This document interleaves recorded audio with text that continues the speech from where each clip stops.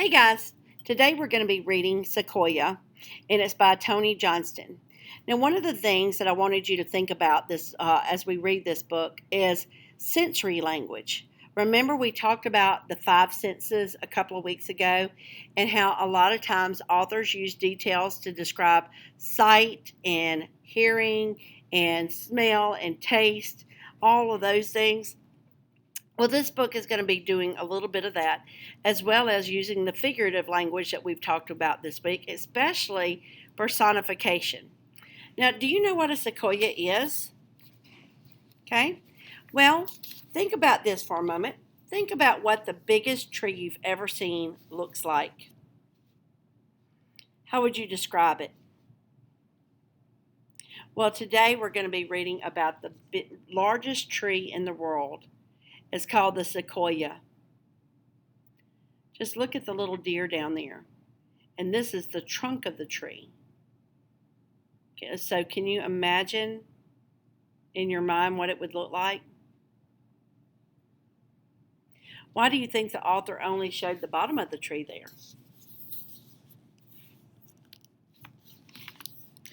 This tree is a sequoia. It's one of the oldest living things on earth.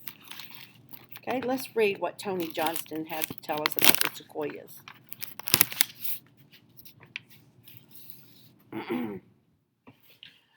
Mornings he stands with a thin shawl of sun upon his shoulders.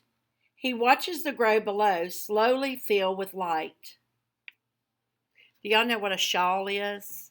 It's one of those things that older people wear across their shoulders to keep them warm. So I wonder why they say that it says the morning he stands with a thin shawl of sun upon his shoulders. What do you think that means there? He watches the clearing quietly fill with deer, and he watches the sky burn blue at the rim.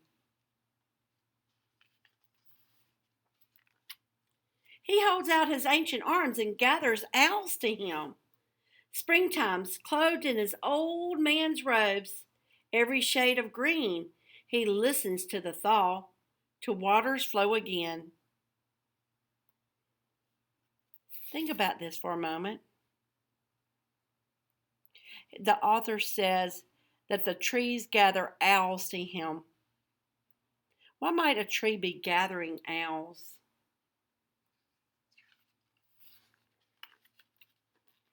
He listens to beetles scratch, to woodpeckers tap, to firs converse in the wind. You can see the little beetles, the birds.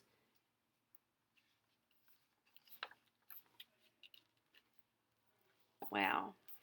He listens to the sound of one bee hum. As he listens, he stretches his ancient arms and gathers clouds to him. I love this illustration. What do you think about it? Can you imagine how it would feel to gather clouds around you? But look how tall it is. It goes way up into the clouds. Summers from his post above lower trees, he sniffs the breeze. Sometimes he smells the very heat shimmering everywhere. Sometimes he smells the gray of a sudden storm in the air. Then he swirls into a dripping cape of rain and waits for choirs of frogs to sing.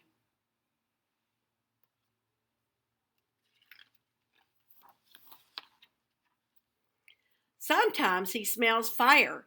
He spreads his ancient arms and gathers flames to him.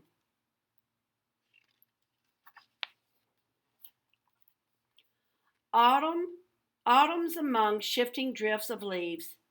He feels a chill entering his bones. He feels the pull of buried dens lost among the hills. Okay? Why would shifting drifts of leaves be happening? And how do you think the sequoia feels about that change?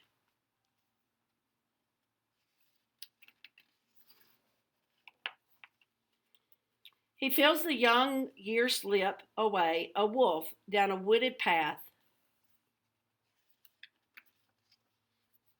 He feels in his ringed heart the earth grow still. The birds depart, leaving him alone. He opens his ancient brittle arms and gathers one last crow.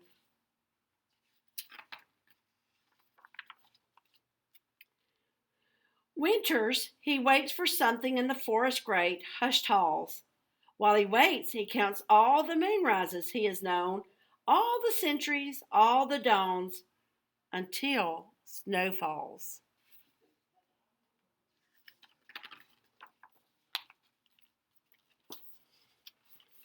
He touches snow, snow touches him, then bearded and cloaked and wild with white, he is Merlin. And you can almost see a face there in the tree. Can you see it?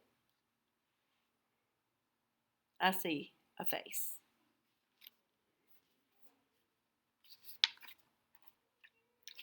He throws wide his ancient arms with joy and gathers snow to him. Evenings he gazes at sunset's dwindling stairs into the glow, tells a tale or two to the cedars clustered there.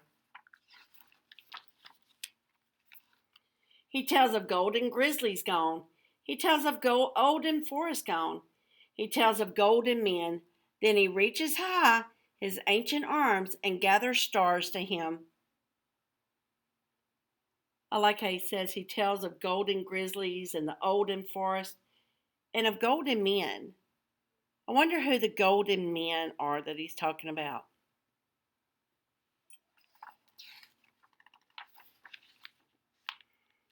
Okay, that was the end, and I'm going to read this page to you in class, okay, and we'll talk about it some more. What do you think about Sequoia?